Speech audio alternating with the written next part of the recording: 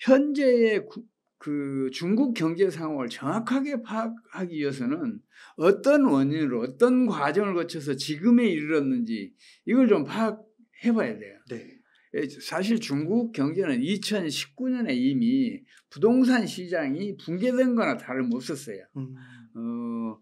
대표적으로 KBS가 2019년 3월 달에 차이나 쇼크, 빈집 6,500만 채의 비밀이라는 특집 방송을 했을 정도로 부동산 시장이 거의 붕괴 직전에 갔었거든요. 네. 근데 이제 중국 경제라는 것은 강력한 중앙정부의 통제 경제 체제 하에 있어요. 그때 이미 금융위기가 진행되고 있었는데 이 강력한 통제 경제 체제가 그 진행을 차단하고 있었어요. 그래도 멈추게 하지는 못했어요. 비유하자면 이런 거죠. 통제 경제 체제라는 거대한 댐을 쌓아서 금융이라는 홍수를 막아내고 있었는데 그 홍수가 자꾸 밀려오면서 지금 댐 위에 가득 찼고 지금은 그 물이 댐 위로 넘치고 있다. 이렇게 보시면 되는데 댐이라는 것은 물이 그 댐 위로 넘치잖아요. 그럼 거의 100% 그거는 그 붕괴되거든요. 지금 중국 경제가 그 직전에 있다. 이렇게 보는 게 맞을 것 같아요.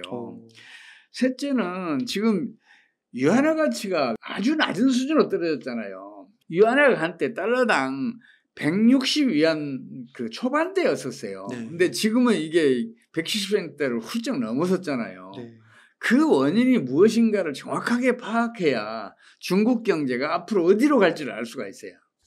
지금 중국 정부는 위안화 가치를 떨어뜨리면 수출이 증가하고 그러면 경기는 호전될 것이다. 이렇게 잘못 믿고 위안화 가치를 떨어뜨리는 정책을 펼치고 있어요. 네. 환율 방어를 강력하게 하고 있는 거죠. 네. 근데 위안화 가치가 떨어지면 무슨 일이 벌어지겠어요? 중국에 투자되었던 국제 금융 자본들은 환차손을 입어요. 그렇죠. 손해를 입는 거죠. 그러면 환차손을 피해서 중국을 떠나게 된단 말이에요. 그렇죠. 그러면 국제 금융 자본만 떠나냐? 아니에요. 그 중국 내에서 축적된 금융 자본들도 외국으로 투자하면 환차익이 생기잖아요. 그래서 중국을 떠나게 돼요. 그럼 유동성이 수축이 되고 유동성이 수축이 되면 신용 파괴 원리가 작동하면서 비록 물밑에서지만 금융위기를 진행시킨단 말이에요. 네. 지금 중국 상황이 그런 상황이에요. 여기에다가 최근에는 중국 건설업계 1위 기업인 비구이위안이 지금 파산 직전에 놓여 있잖아요. 네. 물론 그 채무 상환을 연기받긴 했어요. 그렇다고 해서 이게 해소됐냐? 그건 아니잖아요. 채무는 반드시 상환해야 되잖아요. 그렇죠. 그 만기가 돌아오면 또 이제 이런 위기가 터진단 말이에요. 여기다가 건설업계와 금융시장에 재원을 조달해줬던 그 부동산 신탁회사들 이게 지금 거의 대부분이 이 유동성 위기에 시달리고 있어요. 대표적으로 중추그룹의 중릉투자신탁은 만기가 돌아온 채권도 상환하지 못해서 그 앞에 데모를 일으키고 있고 막 그런 게 우리 그 방송이나 이런 화면에서 볼 수가 있잖아요. 네. 그래서 지금 중국 경제는 금융위기가 진행되고 있는데 이게 언제 밖으로 드러나서 확 번질지 이것만이 문제일 따름이지 지금 아주 심각한 상태다. 저는 그렇게 보고 있어요. 네. 중국 경제는 글로벌 금융위기 시에 다른 나라들은 대부분 마이너스 성장했는데 중국은 홀로 9% 이상 성장을 했거든요.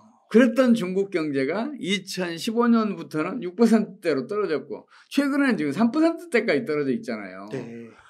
성장률이 계속 떨어지고 있으니까 앞으로는 더 떨어지겠다고 흔히들 얘기할 수가 있잖아요. 근데 문제는 뭐냐면 그 얘기를 하는 사람들은 일본 경제가 왜 30여 년 동안 초장기 경기 부진의 늪에서 헤어나지 못하고 있는지 그 원인을 찾지 않고 얘기를 하니까 중국 경제도 그대로 간다는 얘기가 믿어지지가 않아요. 신뢰가 좀 떨어지죠. 네.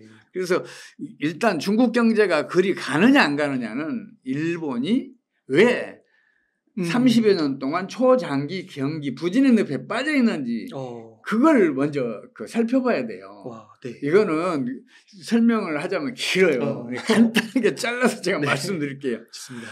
일본은 지속적으로 그 경기 부진 속에서도 경상수지가 대규모 흑자를 기록하고 있었어요. 네. 경상수지 흑자가 대규모니까 그만큼의 외환이 일본 경제 내에 이제 쏟아 들어온다는 얘기 아니에요. 네. 그 외환의 가치는 떨어지고 일본 엔화 가치는 상승하는 압력을 받잖아요. 이 엔화가 갑자기 상승하면 일본 수출이 안 된다고 이제 그 일본 정부는 믿고 그 환율 방어 정책을 펼치기 시작해요. 처음에는 외환보유고로 쌓다가 그게 한계 오니까 경상수지 흑자를 즉각 해외 투자로 유출하는 정책을 펼쳐요. 근데 경상수지 흑자를 해외 투자로 유출하는 정책은 뭘 의미하겠어요? 수출은 분명히 국내에서 국내 비용으로 생산을 했잖아요. 네. 근데 그렇게 해서 애써 벌어들인 소득을 즉각적으로 해외로 유출시키면 내수는 당연히 부진해지는 거 아니에요. 네. 그래서 경상수지 흑자가 대규모이기 때문에 지금 그 일본이 이 장기 경기 부진에서 지금 빠져나오지 못하고 있는 거예요. 근데 지금 중국도 똑같은 정책을 펼치고 있어요. 아, 그러네요. 중국이 9%대 성장률에서 6%대로 떨어진 그때부터 중국도 경상수지 흑자를 해외 투자로 유출시키는 정책을 펼치고 있어요. 그래야 지속적으로 성장률은 떨어지는 거죠. 그럼 결국은 그렇게 가게 돼 있어요. 일본처럼. 네. 그래서 중국이 앞으로 그 환율 방어 정책 그리고 경상수지 흑자를 해외로 유출시키는 정책을 그만두지 않는 한은 중국은 장기 정체에 들어가요. 그래서 지금 중국도 경상수지 흑자를 대폭 줄이거나 아니면 작거나마 적자로 전환시켜야 그 초장기 경기 부진의 늪에 빠져드는 길에서 빠져나올 수 있어요. 그렇지 않고는 길이 없어요. 근데 문제는 뭐냐면 중국은 1990년대 중반에 끔찍하게 외환위기를 겪었어요. 네. 중국은 이제 공산당 정권이고 이제 선전선동에 뛰어나고 또 통제 경제 체제니까 그게 밖으로 잘 안 알려져 있을 따름이에요. 네. 그 전에는 러시아가 외환위기 늪에 빠져갖고 디폴트 선언해서 끔찍한 일을 당했잖아요. 우리 부산에 가보면 러시아의 젊은 아주 이쁜 여자들 많이 와 있고 그랬었잖아요. 네. 그만큼 심각했단 말이에요, 러시아는. 근데 당시에는 소련이 무너지면서 그게 세상에 옮겨졌어요. 근데 중국은 이제 그 정치 체제가 무너지지 않고 있어서 밖으로 안 알려져 있을 따름이에요. 근데 이제 그때만 하더라도 그 중국과 미국이 사이가 지금처럼 뭐 티격태격 하면서도 이렇게 밀접한 관련을 맺고 있지 않았어요. 네. 그래서 IMF의 구제금융을 받는다든지 미국의 또 그 구제금융을 받는다든지 이런 일을 할 수가 없었어요. 그래서 아주 구차하게 여기저기 국제 금융기관들한테 구걸해서 그 외환보유고 고갈에서 겨우 벗어나요. 이제 그런 경험을 했기 때문에 중국의 경제 정책은 지금까지 경상수지 흑자를 대규모로 만드는 거 이게 제1의 목표가 돼 있어요. 네. 이 목표를 지금 없애지 않으면 중국은 앞으로 20-30년 이상 초장기 경기 부진의 늪에 빠져들 수밖에 없다. 저는 그렇게 보고 있어요. 그러면 그 최근에 또 이런 뉴스들도 있더라고요. 그 중국의 내수 소비를 그 상위의 몇 프로, 그러니까 부자들이 많이 소비를 했었는데 그 중국의 부자들이 지갑을 닫고 또 그 돈을 외부로 뭐 좀 나쁘게 말하면 빼돌린다? 근데 이런 게 사실인지 이런 것도 궁금하더라고요. 중국 금융자산의 해외 높이는 네. 예전부터 있었어요. 사실은. 그게 이제 불거지지 않았을 따름이고 지금은 이제 중국 경제나 점점 심각해지니까 그게 이제 부각이 되는 거예요. 또 부자들을 또 그 비난을 하게 되면 또 중국 정부의 경제정책 실패가 이렇게 은폐될 수가 있잖아요. 네. 그러니까 중국 정부가 그걸 앞장서서 얘기를 해요. 근데 그 규모는 국가 경제에 타격을 줄 정도로 큰 규모가 아니에요. 아, 그래요? 이제 군사 쿠데타가 일어났다. 그럴 경우에는 너도 나도 이제 가지고 있는 재산들을 들고 해외로 도피 많이들 하잖아요. 그런 경우 아니고는 이게 부자들의 그 해외 도피가 경제에 타격을 준 사례는 제가 아직까지 보지 못했어요. 그보다는 위안화 가치가 하락함으로써 환차손이 생겼고 그 환차손 때문에 중국에 투자됐던 국제 금융자본들 이것들이 중국을 이탈한 그 효과가 훨씬 커요. 그 외국 자본들만 떠났냐고요. 중국 국내에서 축적된 금융 자본들도 외국으로 투자하면 환차익이 생기니까 당연히 떠나죠. 그렇게 해서 외국 투자라는 미명하에 그것도 중국이 정부가 권장을 한 거 아니에요. 네. 그 해외 투자를 했던 것이 국내 유동성을 수축시켰고 그 유동성 수축이 신용 파괴 원리를 작동을 시켜서 오늘날과 같은 이런 어려운 그 상황을 만들어낸 거예요, 사실은. 그럼 해외 투자에서 성공을 해서 만약에 그게 좀 회수됐다고 하면 국내로 다시 그러면 조금 더 상황이 나아질 수는 있는 걸까요? 아이고, 그게 당연하죠. 중국이 어떻게 해서 오늘날의 경제 번영의 기틀을 다졌는지 한번 생각을 해봐요. 네. 중국이 초기에는 그 각 지방 정부들을 경쟁을 시켰어요. 어느 지방 정부가 해외 기업들의 투자 유치를 얼마나 많이 했느냐 이걸로 고가를 했다니까요. 그렇구나. 그러니까 경쟁적으로 그 외국 자본 유치하기 위해서 뭐 피나는 노력을 기울였어요. 그 외국 자본 끌어들였으니까 그 외국 자본이 뭐예요? 외국에서 축적된 소득이 중국으로 이전됐다는 거 아니에요. 네. 그러니까 중국 내수는 확장이 되죠. 그리고 소비가 활성화되고 소비가 활성화되니까 생산이 활성화되고 생산이 활성화되니까 고용도 활성화되고 투자도 활성화되고 그러면서 오늘날의 경제 번영을 누리게 된 거거든요. 그런데 지금 중국 정부는 지금은 이제 반대로 가고 있는 거예요. 그러니까 문제가 심각해지고 있는 거죠. 그렇군요. 세계적으로 민주화 없이 경제 번영을 지속한 나라가 없다는 사실을 알아야 돼요.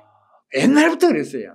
경제적 자유가 보장된 곳에서만 경제 번영이 일어났어요. 페니키아, 그리스 공화정 시대, 로마 공화정 시대, 또 그 포르투갈, 스페인, 네덜란드, 영국, 미국 이게 이제 경제 패권을 유럽에서 차례대로 장악한 그 나라들이거든요. 그런데 이 나라들은 경제적인 자유가 거의 무한대로 보장돼 있었어요. 근데 지금은 정치가 민주화되지 않고는 경제적인 자유가 보장이 안 되잖아요. 그래서 민주화 없이 경제 번영을 지속한 나라는 없어요. 지금 중국이 다시 살아나기 위해서는 경제 민주화뿐만 아니라 정치 민주화도 진행될 필요가 있어요. 그리고 한번 생각을 해보세요. 중국이 어떻게 해서 오늘날의 경제 번영의 틀을 다졌는지. 등소평이 등장한 다음부터서 개혁개방 정치 없었잖아요. 그건 자유하고 민주화잖아요. 최소한도 경제적으로는 민주화되고 있었고 정치적으로도 다소 이렇게 독재 체제가 완화되는 과정에서 중국이 경제 번영의 기틀을 다진 거거든요. 그걸 뒤집었으니까 당연히 중국은 후퇴할 수밖에 없죠. 그러면 중국은 지금 현재가 이렇게 심각한데 어떤 좀 문제 해결하는 그런 방향이나 모습을 보실 수는 있나요? 아니 당연히 길은 있죠. 근데 중국 경제가 과연 그 길을 갈지는 의심스럽다는 거죠. 지금은 별로 이렇게 안 보이시는 건가요? 지금은 시진핑 이런 독재 체제니까 독재 체제라는 것은 독재 정권을 유지하는 게 그 존립의 첫째 목적이에요. 어떤 희생을 치르더라도 독재 체제는 유지하려고 그래요. 놓을 수가 없는 거죠. 근데 이 경제 민주화, 정치 민주화가 가능하겠어요? 안 되죠. 점점 독재 체제는 강화되는 속성을 그래서 갖게 되는 거예요. 그래서 지금 중국은 그 길을 가기 어려울 거다. 그뿐만 아니라 지금 중국은 일본이 이 초장기 경기 침체 늪에 빠져드는 길을 지금 가고 있어요. 조만간 지금 0% 성장으로 갈 거예요. 저는 그렇게 보고 있어요. 그래요. 이번 금융위기를 무난히 극복한다 하더라도 어쩔 수 없이 그리 갈 거예요. 저는 그렇게 보고 있습니다. 네. 그러면 중국은 이러한 문제들을 해결하기 위해 좀 어떤 대책을 좀 마련하고 있고 실제로 기여가 되고 있는지 궁금합니다. 중국이 발표하는 성장률은 되게 높아요. 1분기 4.5%, 2분기 6.3%거든요. 네. 경기 후퇴라는 게 무색해요. 청년 실업률이 21.3%까지 갈 이유가 없거든요. 경기가 상승하는데 왜 고용이 줄어요? 이 정도면은 그렇게 높을 리가 없는데 그 뭐가 앞뒤가 안 통계는 조작됐을 가능성이 아주 높아요. 오히려 통계 조작을 통한 구두 정책이었다. 이렇게 이해할 필요가 있을 거예요. 네. 이게 무슨 얘기냐면 경제라는 것은 자기 실현성이 아주 높습니다. 그래서 기업이든 국민이든 모두가 경기가 상승한다고 믿잖아요. 그러면 소비도 늘리고 생산도 늘리고 고용도 늘리고 그런단 말이에요. 투자도 늘리고. 그럼 경기는 살아나죠. 이게 구두 정책의 힘이에요. 구두 정책을 통해서 경기가 살아난다고 막 계속 강조를 하면 살아나는 것처럼 보이는 수가 있어요. 그러면 그런 일이 벌어져요. 경기는 상승해요. 네. 중국도 그 판단으로 성장률을 그렇게 조작해서 발표했을 거예요. 그리고 성장률이 실제로 상승을 하면 이제 이미 조작한 성장률들을 이제 좀 조정을 했을 거예요. 흔히 그래왔거든요. 중국 정부가. 이제 그걸 영원히 조작할 수 없는 게 GDP 총액은 나중에 이게 딱 발표가 되면 성장률이 금방 나오잖아요. 틀렸다는 게 금방 어디에서 잘못됐다는 게 나올 거 아니에요. 그래서 영원히 조작할 수는 없어요. 도중에 반드시 보정을 해야 돼요. 그게 보정을 할 생각이었는데 경기가 오히려 지금 안 좋아지고 있으니까 지금 중국이 어쩔 줄 모르고 있는 것 같아요. 그래서 중국이 기본적인 경제 지표들조차도 앞으로는 발표하지 않겠다. 이렇게 하고 있는 것 같아요.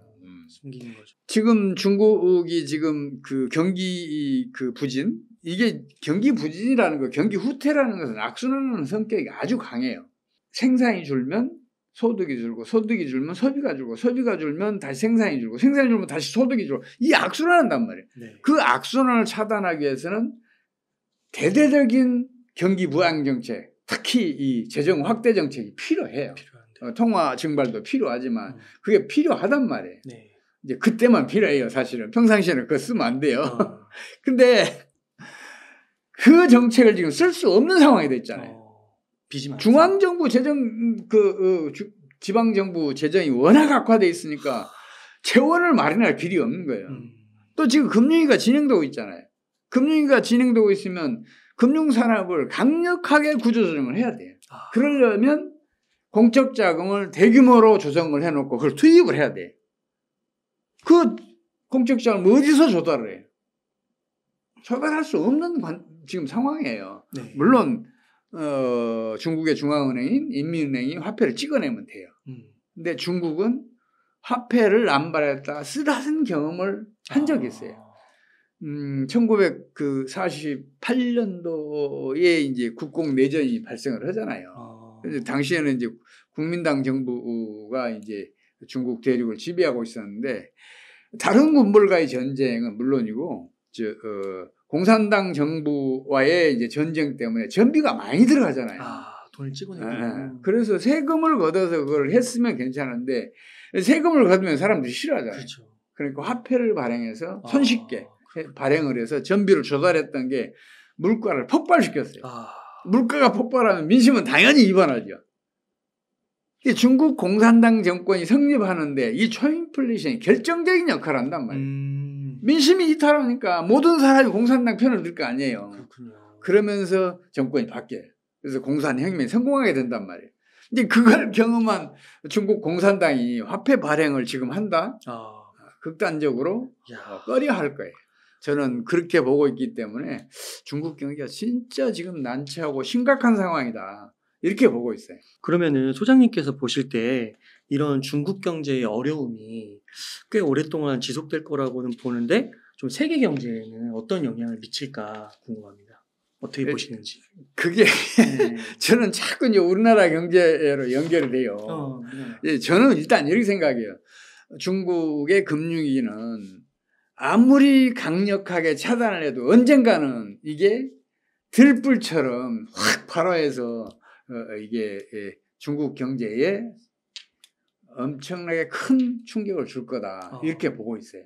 지금도 그 물밑에서는 진행 중이니까, 그리고 댐이 지금 물이 넘치고 있으니까 댐이 무너지는 즉시 이제 중국 경제는 거의 올스톱 된다고 봐도 틀림없어요. 우리 혈관계가 멈춘 것도 똑같은 일이 벌어진단 말이에요. 네. 저는 이제 그렇게 보고 있는데, 이게 금융위기라는 것은 국제 전염력이 굉장히 뛰어나요. 그래서 중국에서 이 금융위기가 본격적으로 진행이 되면 전 세계 국가에 전염될 거예요. 그리고 그 전염이 제일 먼저 일어날 때가 저는 미국 경제라고 봐요. 미국 경제가 금융위기가 전염이 돼서 또 미국 경제 역시 금융위기 늪으로 빠져들면 세계 경제를 두말할 필요도 없어요. 이제 그 타격을 전 세계가 겪어야 되는데 우리나라도 거기에서 예외일 수 없다. 이제 저는 그렇게 보고 있어요. 다만 우리나라는 그런 상황에서도 금융위기 타격을 최소화시킬 길이 있다. 저는 그렇게 보고 있어요. 그게 뭐냐면 다른 거 없어요. 환율을 지금 당장 1,100원대로 떨어뜨려야 돼. 그럼 앞으로도 매년 50원 정도씩은 계속 떨어뜨려줘야 돼. 그럼 어떤 일이 벌어지겠어요? 우리나라에 돈이 들어오는 금융 자본을 집어넣으면 환차익이 생기잖아요. 네. 그럼 국제 금융 자본은 물론이고 이미 이탈했던 국내 금융 자본들도 국내에 들어올 거 아니에요. 국내 유동성 풍부해질 거 아니에요. 네. 그러면 금융 위기에 따른 신용 파괴 작동을 차단해낼 수 있을 거 아니에요. 그러면 우리나라는 그 세계적인 금융위기의 타격을 가장 적게 받을 수 있다니까요. 제발 그래주길 바라는데 정부는 자꾸 환율을 인상시키려고 지금 그러고 있으니까 저 오늘 아침에도 제가 보니까 여객시장에서 환율 방어를 치열하게 했더라고요. 이게 NDF라고 그러거든요. Non-Delivery Futures. 차액 결제 선물환이라는 그 용어로 이제 해석이 되는데 이 NDF 거래로 지금 우리 정부가 지금 보고 있는 손실이 제가 봤을 때는 지금 벌써 수조 원에 이른 것 같아요. 그러니까 환율이 올라가는 걸 막는 건가요? 네, 환율이 떨어지는 걸 막기 위해서 그 짓을 한다. 떨어지는 거예요? 환율을 끌어올려놓으면 시장에 헤매서 지금 떨어지고 또 다시 끌어올리면 시장에 헤매서 떨어지고 그러는데 그 끌어올리는데 비용이 들어가잖아요. 그러면 떨어지면 그 비용이 전부 다 손실로 귀결되는 거죠. 그러니까 그 수출 때문에 그런 건가요? 환율을 끌어올려서 수출을 증가시키자 이런 목적도 있어요. 이제 그런 목적도 있는데 난 그 정책을 이해할 수가 없어요. 왜냐하면 환율을 상승시켜서 수출이 증가한 사례가 단 한 번도 없어요. 우리나라뿐만 아니라 다른 나라도 그렇다니까요. 환율이 오르잖아요. 그러면 해외 바이어가 수출 가격 깎자고 요구를 해요. 우리 수출 기업들은 다 그 요구에 응해요. 그 요구가 없더라도 우리 수출 기업들은 스스로 수출 가격을 깎아요. 이걸 이제 풀코스트 원리라고 그래요. 뭐냐면 기업이라는 거는 총 비용 플러스 적정 이윤으로 가격을 결정한다예요. 이거는 영국의 그 유명한 히치언 홀이라고 이 두 학자가 이미 그 현장 실험을 통해서 증명해냈어요. 네. 풀코스트 원리가 작동을 한단 말이에요. 그뿐만 아니라 같은 물량을 수출하더라도 환율이 올랐으니까 달러 수출액은 줄어요. 그래서 환율 상승하면 수출은 무조건 줄어요. 경상수지 적자도 커져요. 우리나라가 지금 최근에 그 수출이 많이 그 감소했는데 이게 이제 중국 시장이 부진한 것도 한 원인이에요. 근데 그 원인보다 더 큰 원인은 환율 상승 때문이에요. 우리 수출품들은 거의 모든 그 수출품이 지금 명품 대열로 올라가 있어요. 심지어 손톱깎이 등등 뭐 이런 거 사소한 것들까지 중소기업들이 생산하는 그 제품들까지 명품 대열로 다 올라가 있어요. 근데 명품은 가격이 오르면 판매량은 오히려 줄어요. 우리 EU하고 FTA 체결했을 때 유럽 명품 가격을 30-40%씩 낮출 수 있었어요. 근데 유럽 명품 업체들 어떻게 했어요? 올렸죠. 오히려 올렸다니까요. 왜냐하면 명품은 가격이 떨어지잖아요. 명품 대접 못 받아요. 어느 순간에 그 매출이 뚝 떨어진다고요. 명품일수록 가격을 올려가면 더 명품 대접을 받아요. 네. 그러면서 더 많이 팔려요. 물론 그 소비자의 저항선이라는 게 있어요.